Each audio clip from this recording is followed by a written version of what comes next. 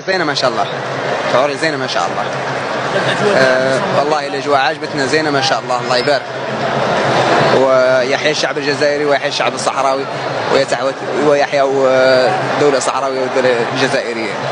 شعوري هما بلد الجزائر، الصحراء أنا بلدي، قال بلدي الثاني الجزائر. فهمت؟ والله أنا شعوري كيف حتى فازوا الجزائر كيف صحراويين، عندي نفس الشعور.